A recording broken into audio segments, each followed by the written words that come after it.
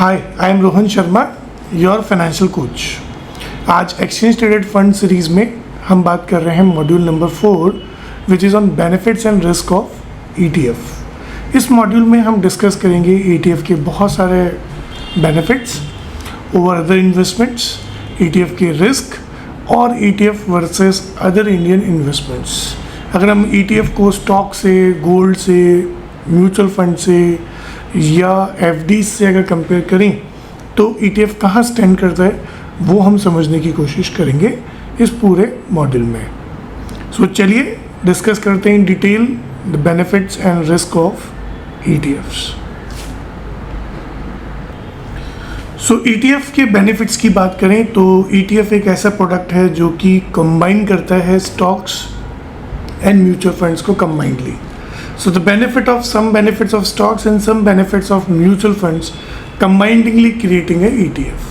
So professional management like mutual funds and suitability of entry and exits like stocks in exchanges, वो दोनों को ही combo करता है ETF।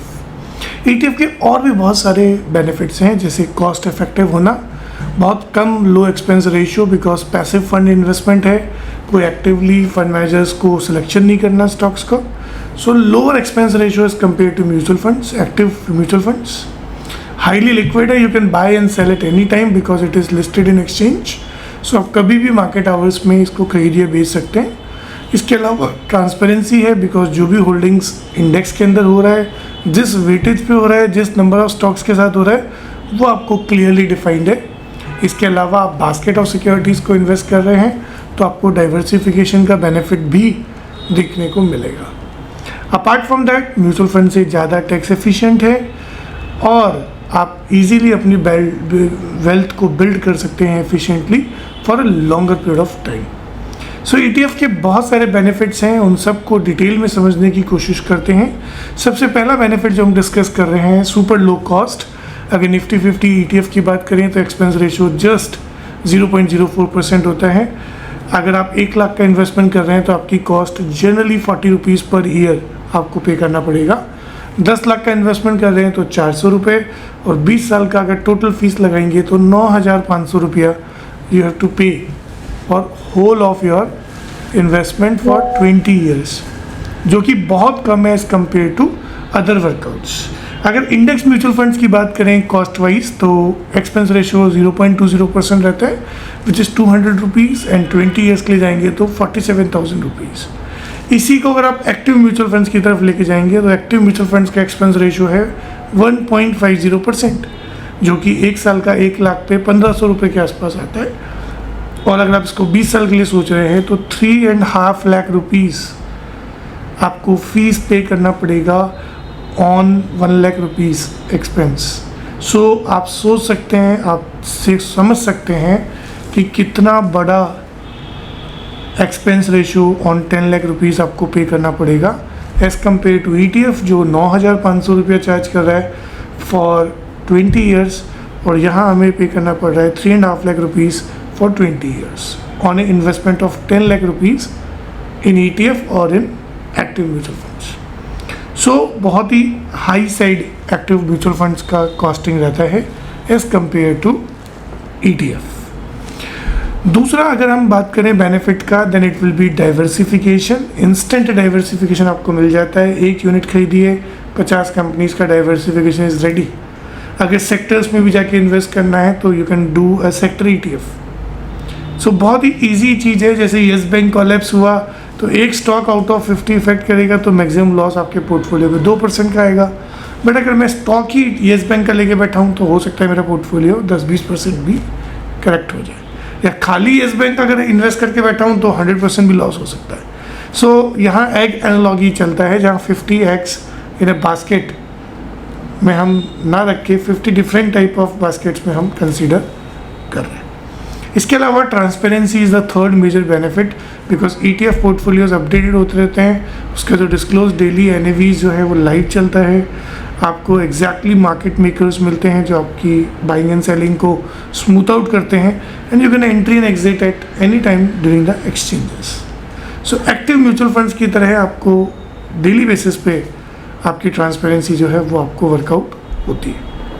इसके अलावा फ्लेक्सिबिलिटी आपका एक वर्कआउट है, you can trade at any time, intraday options आपके पास अवेलेबल हैं, आप लंबे समय के लिए सिप या लमसम इन्वेस्टमेंट्स भी कर सकते हैं। You can put down the limit orders over there.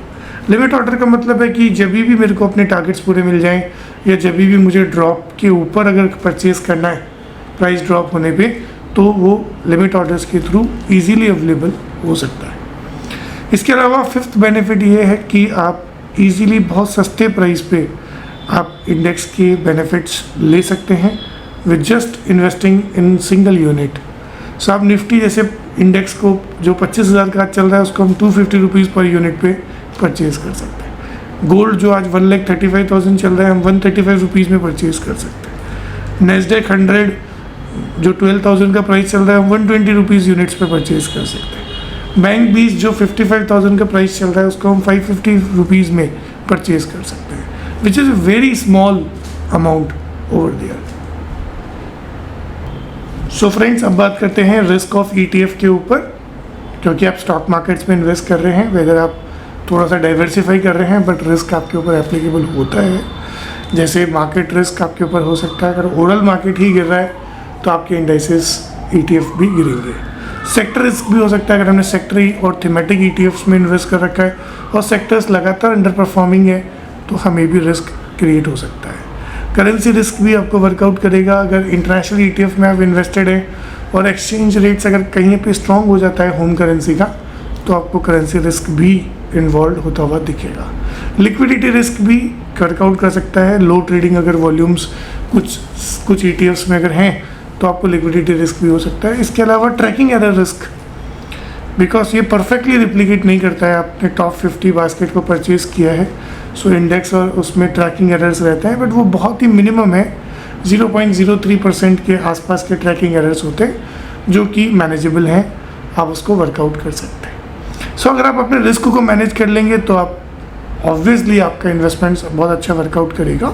अगर as compare to mutual fund या स्टॉक मार्केट्स के रिस्क को देखा जाए तो ETF के रिस्क काफ़ी कम है as compare to other stock market alternatives.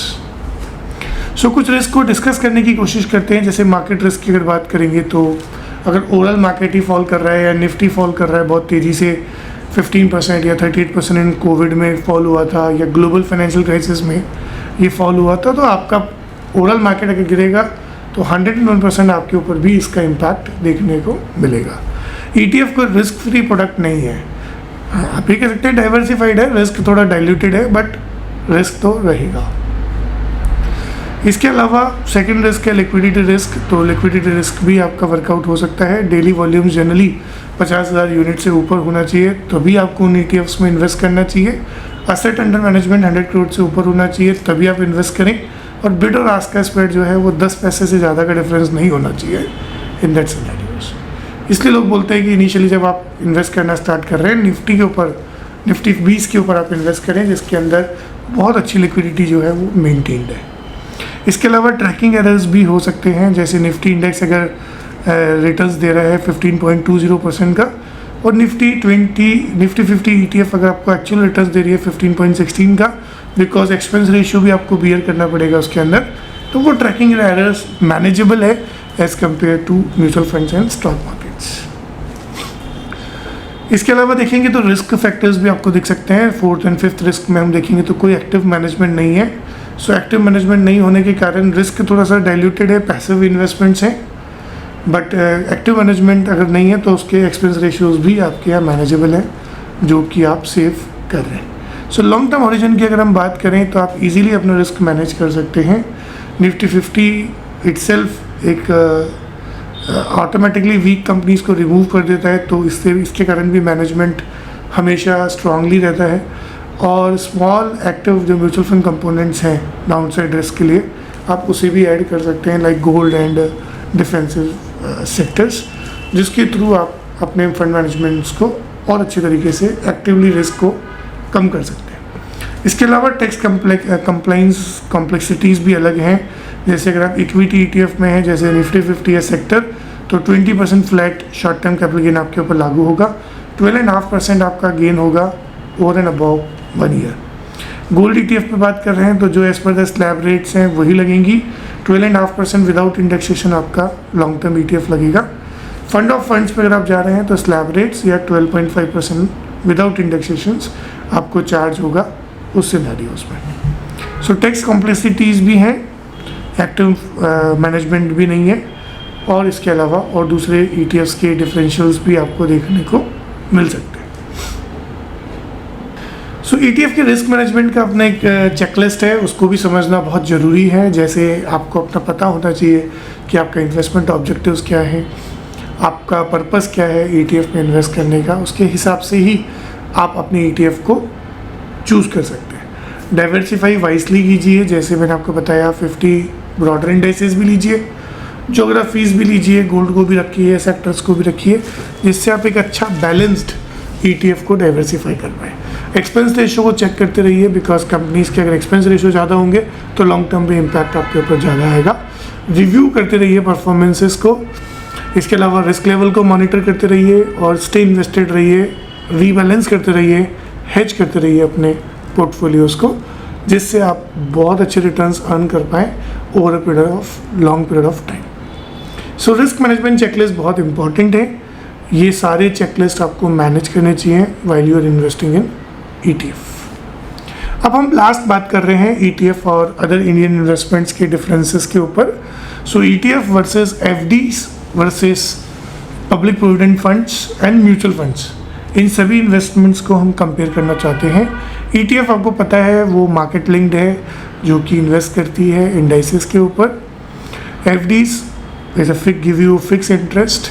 PPF एक गवर्नमेंट बैक स्कीम है जो कि लंबे समय के लिए चलती है, कम से कम 15 साल के लिए, और एक फिक्स इंटरेस्ट आपको मिलता है। Mutual funds professionally management invested portfolios हैं जो एक्टिवली आपके फंड को मैनेज करते हैं with a high expense ratio. Return potential की बात किया जाए तो ETF में हाई पोटेंशियल है, मार्केट लिंक्ड है।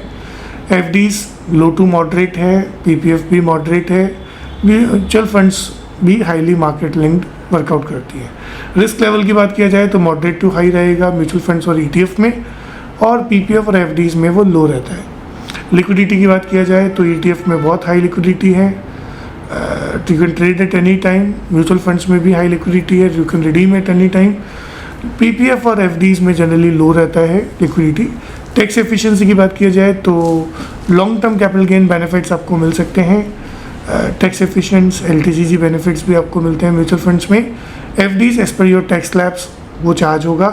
PPF टैक्स फ्री है, ट्रिपल ई एग्जम्पशंस आपको मिलता है इन PPF। सो ETF उन लोगों के लिए है जो वेल्थ क्रिएशन करना चाहते हैं, मार्केट एक्सपोजर लेना चाहते हैं और लो एक्सपेंस रेशियो के ऊपर लेना चाहते हैं, वो ETF के साथ जाएंगे।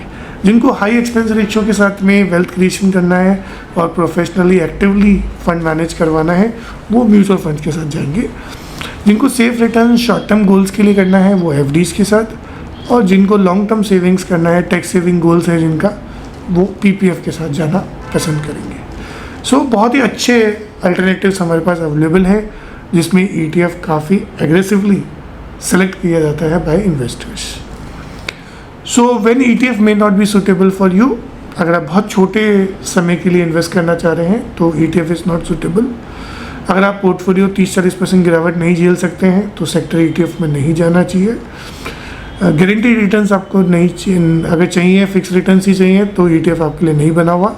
रेगुलर मंथली इनकम अगर आपको चाहिए तो ETF नहीं है, और अगर आप मार्केट को एक्टिवली बीट नहीं करना चाहते तो ETF आपके लिए नहीं है। सो ETF सर्टेन केसेस में सूटेबल है, बट सर्टेन केसेस में सूटेबल नहीं है। आई होप सो आपने इन्जॉय किया होगा इस ETF के बेनिफिट्स एंड रिस्क को समझने की कोशिश की होगी, and you are more confident for your investments in ETF। आने वाले वीडियोस को देखने के लिए भी आप स्किल इन्वेस्ट के ऐप को डाउनलोड कर सकते हैं। We are available on iOS website as well as on Google Play. So आप की टेकअवेज को समझने की कोशिश करते हैं।